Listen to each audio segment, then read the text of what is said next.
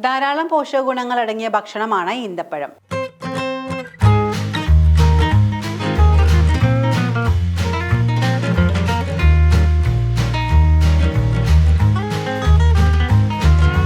അന്നജവും മിനറലുകളും നാരുകളും anti ഓക്സിഡന്റുകളും ഈന്തപ്പഴത്തിൽ അടങ്ങിയിട്ടുണ്ട്.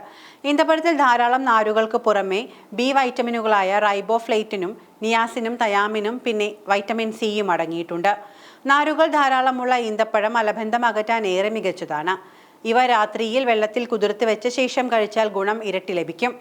ഈന്തപ്പഴത്തിലെ കാൽഷ്യവും മറ്റു മിനറൽസും എല്ലുകളുടെ ആരോഗ്യത്തെ സംരക്ഷിക്കുന്നു. പ്രത്യേകിച്ചും ഓസ്റ്റിയോപൊറോസിസ് പോലുള്ള രോഗങ്ങളിൽ നിന്നും സംരക്ഷിക്കാനും ഈന്തപ്പഴം കൊണ്ട് സാധിക്കുന്നുണ്ട്. ഹൃദയ സംബന്ധമായ പ്രശ്നങ്ങൾക്കുള്ള നല്ലൊരു പരിഹാരം കൂടിയാണ് ഈന്തപ്പഴം. ദിവസവും ഈന്തപ്പഴം കഴിക്കുന്നത് രക്തയോട്ടം വർദ്ധിപ്പിക്കാൻ സഹായിക്കുന്നു. LDL കൊളസ്ട്രോൾ കുറയ്ക്കുന്നതിനും HDL കൊളസ്ട്രോൾ വർദ്ധിപ്പിക്കുന്നതിനും ഈന്തപ്പഴം ഗുണം ചെയ്യും. ഈന്തപ്പഴത്തിൽ ഫാറ്റ് കുറവായതിനാൽ കൊളസ്ട്രോൾ അളവ് ബാലൻസ് ചെയ്യുന്നു. മാത്രമല്ല, എനർജി വർദ്ധിപ്പിക്കാനും ഈന്തപ്പഴം സഹായിക്കും. ധാരാളം ഫൈബർ അടങ്ങിയ പഴമായതിനാൽ ദഹനപ്രശ്നമുള്ളവർ ഈന്തപ്പഴം കഴിക്കുന്നത് നല്ലതാണ്.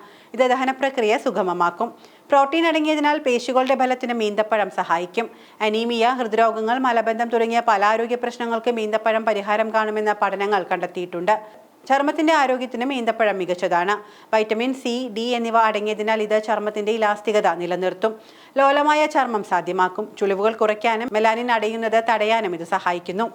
ധാരാളം കാർബോഹൈഡ്രേറ്റ് ഉള്ളതിനാൽ പ്രമേഹ രോഗികൾ ഈന്തപ്പഴം അമിതമായി കഴിക്കരുതെന്ന് ആരോഗ്യ വിദഗ്ധർ ചൂണ്ടിക്കാട്ടുന്നു. ചില ഈന്തപ്പഴങ്ങളിൽ ഗ്ലൈസമിക് ഇൻഡെക്സ് കുറവാണ്. പക്ഷേ ഒട്ടുമിക്കവയും രക്തത്തിലെ പഞ്ചസാരയുടെ അളവ് കൂട്ടുമെന്നാണ് ആരോഗ്യ വിദഗ്ധർ നൽകുന്ന മുന്നറിയിപ്പ്. ഈന്തപ്പഴത്തിന്റെ അമിത ഉപയോഗം ശരീരഭാരം കൂട്ടുന്നതായും ചില പഠനങ്ങൾ കണ്ടെത്തിയിട്ടുണ്ട്. അമിതമായി ഈന്തപ്പഴം കഴിക്കുന്ന ചിലരിൽ ഗ്യാസും പുളിച്ചു ദഹനവും ഉണ്ടാക്കുന്നതായും കണ്ടുവരുന്നു. ദഹിക്കാൻ സമയമെടുക്കുന്നതിനാൽ കൊച്ചുകുട്ടികൾക്ക് ഈന്തപ്പഴം മുഴുവനായി കൊടുക്കുന്നതിനെയും ആരോഗ്യ വിദഗ്ധർ പ്രോത്സാഹിപ്പിക്കുന്നില്ല. വീണ്ടും ഒന്ന് ഓർമ്മിപ്പിച്ചോട്ടെ, ഇതെല്ലാം പൊതുവായ ആരോഗ്യ കാര്യങ്ങൾ മാത്രമാണ്. ആരോഗ്യപരമായ ഏതൊരു തീരുമാനം എടുക്കുന്നതിന് മുൻപും ഒരു ആരോഗ്യ വിദഗ്ധന്റെ നിർദ്ദേശം സ്വീകരിക്കേണ്ടതാണ്.